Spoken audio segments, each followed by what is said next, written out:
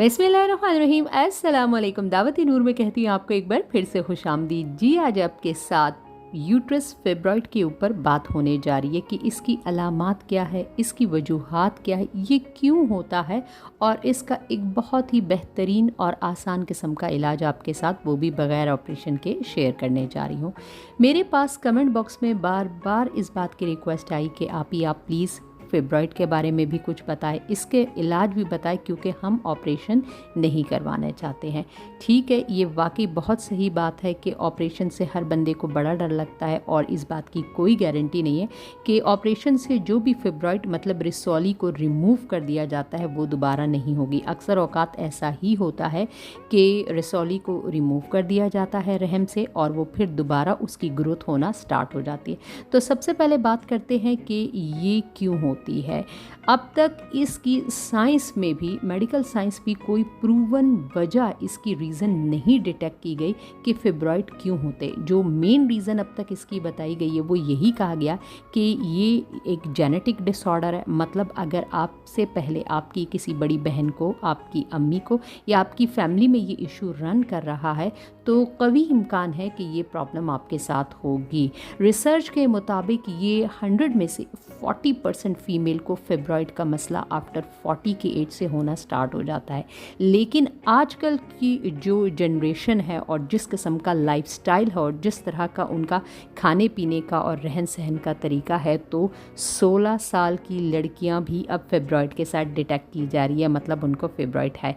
आपने देखा कि पीसीओएस कितना बुरी तरह से फैल रहा है, पानी की जो थैलियाँ हो रही है, जो पानी की रसोलियाँ इन्हें कहा जाता है, उसके साथ साथ ये जो फिब्रॉइड है, रहम की रसोली है, ये भी बहुत तेज़ी से फैल रही है। सारी वजह फिर आके वही एक बात पर ठहरती है कि जो हमारा लाइफस्टाइल है, जिस तरह का खाना पीना हम लोग कर रहे हैं, वो नेचर से बहुत दूर किस्म की ज़िंदगी है। बहुत ज़्यादा फास्ट फूड का इस्तेमाल हो रहा है और जो फार्मी मुर्गियां हम यूज़ कर रहे हैं वो फीमेल को अंदर से, उनकी ताकत को, उनके रिप्रोडक्टिव सिस्टम को बुरी तरह से तबाह कर रही है ये चीज़ें।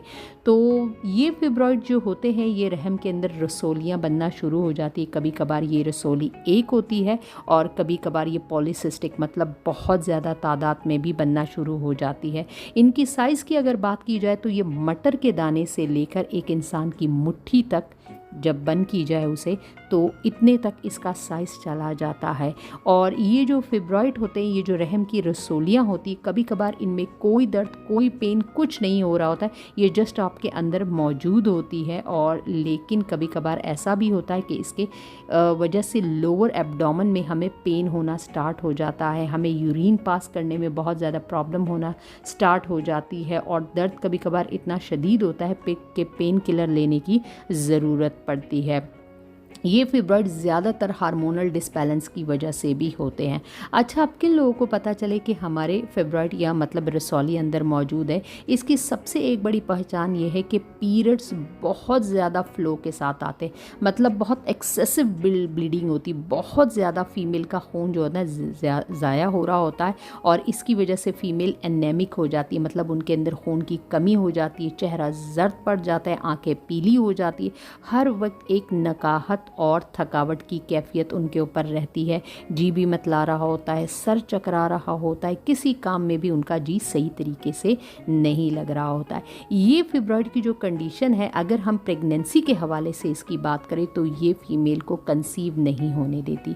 ऐसी भी कोई बात नहीं है कि 100% इसके साथ प्रेगनेंसी नहीं हो सकती, नहीं, फिब्रॉइड के साथ देखा गया कि प्रेगनेंसी भी हुई है और अल्हम्दुलिल्लाह सही हेल्दी बेबी भी हुआ है, लेकिन ये बहुत रेयर केसेस में होता है। ज़्यादातर केसेस में यही होता है कि अगर फिब्रॉइड है तो फीमेल्स यही तरीके से कंसीव ही नहीं कर पा रही होती, मतलब उनकी जो ओवल्यूशन है वो सही नहीं हो पाते, एग ओवल्यूट नहीं हो पा रहे होते, सही मैच्योर साइज़ को नहीं पहुंच पा रहे होते, ना ही वो बर्स्ट हो पा रहे होते, क्योंकि जो यूट्रस का बहुत बड़ा जगह है वो ये रिसोलियाँ ले लेती है, जिसकी वजह से आपके ओव्यूल मतलब अंडे को बनने में, मजबूत होने में, ताकत लेने में, अपनी साइज़ इंक्रीज़ करने में, बर्स्ट होने में जो है ना, वो प्रॉपर तरीके से उनकी वर्किंग नहीं हो पा रही होती है। ये हार्मोनल डिसबैलेंस फीमेल्स के साथ जब चल रहा होता है तो उसकी वजह से ये फिब्रॉइड अंदर ही अंदर उनके जो जगह पकड़ रहा होता है, कभी कभार इसकी रूट्स बहुत ज़्यादा मजबूत हो जाती है और ये पॉलीसिस्टिक मतलब बहुत ज़्यादा फिब्रॉइड बनना स्टार्ट हो जाते हैं। तो फीमेल जो इन केसेस में जो फिब्रॉइड के साथ होती है उन्हें कंसीव करने के लिहाज से ही ज़्यादातर मेजॉरिटी तौर पे उन्हें पता चलता है कि हमारे अंदर जो है ना सिस्ट बनना स्टार्ट हो गए, फिब्रॉइड अंदर डेवलप हो चुका है। जब वो कंसीव नहीं कर पा रही होती और वो टेस्ट करवाती है तो उनको तभी पता चलता है, क्योंकि नॉर्मली अगर हमारी ब्लीडिंग बहुत ज़्यादा एक्सेसिव होती है तो शादी से पहले तो कोई डॉक्टर्स के पास जाता ही नहीं, चेकअप करवाता ही नहीं है। और फिर अगर 45 की एज के बाद ये ब्लीडिंग जब बहुत ज़्यादा हो जाती है, मतलब फिब्रॉइड काफ़ी बड़े हो जाते हैं और ब्लीडिंग इस कदर ज़्यादा हो जाती कि उठना बैठना और उसे संभालना तक मुश्किल हो जाता है, तभी जाके वो डॉक्टर्स को कंसर्न करती है। और फिर लास्ट में यही एक ऑप्शन उनके पास बचता है कि सिवाय ऑपरेशन के और कोई ज़रिया नहीं है। और ज़्यादातर केसेस में यही होता है कि पूरा का पूरा यूट्रस ही रिमूव कर दिया जाता है। जहाँ तक मेरी रिसर्च और स्टडी जा रही है तो मैं कहती हूँ कि हाल ही में जो आजकल का पैटर्न ज़िंदगी का जिस तरह से चल रहा है तो मुश्किल ही कोई ऐसी फीमेल होगी जिसके साथ उसके आखिरी अय्याम में भी मतलब जब उनकी इस दुनिया से रुखसती का वक्त हो कि उनके पास उनका यूट्रस मौजूद है, क्योंकि ज़्यादातर ही फीमेल से यूट्रस आफ्टर 40 to 45 के बाद रिमूव ऑपरेशन के ज़रिए कर दिया जाता है। तो मैं आपके साथ इसका बहुत ही ज़बरदस्त आसान और तिब्बे नबी का इलाज शेयर करने जा रही हूँ। इस इलाज को आपने मतलब कोई जल्दी नहीं करनी। इस इलाज से क्योर होने में मतलब फिब्रॉइड को ख़त्म होने में 6 से 9 माह का टाइम लगता है। अब इससे पहले भी ये ख़त्म हो सकते हैं, मतलब आपने कब से बहुत जल्द कंसर्न अगर कर दिया है, आपके फिब्रॉइड अभी मटर के दाने जितने हैं वो एक ही है या वो अभी इतनी ज़्यादा तादाद में नहीं हुए, तो जिस तरह से आपके फिब्रॉइड का साइज़ होगा उतना टाइम आपको लगेगा। लेकिन इंशाल्लाह ये जो इलाज मैं आपको बता रही हूँ ये इतना कोई ज़बरदस्त है कि अगर आप इसको कंसिस्टेंट तरीके से करेंगे तो आपके फिब्रॉइड अल्हम्दुलिल्लाह अगर अल्लाह ने चाहा तो ज़रूर ख़त्म हो जाएंगे। तो नुस्खा आपके साथ मैं शेयर करती हूँ। आपने इन फिब्रॉइड को ख़त्म करने के लिए लेना है किस्ते शीरी 10 ग्राम, सोए 10 ग्राम, कलौंजी 10 ग्राम, मेथी दाना 10 ग्राम, हुब्बर रिशाद 10 ग्राम, तुख्मे कासनी 10 ग्राम, सना मक्खी 3 ग्राम।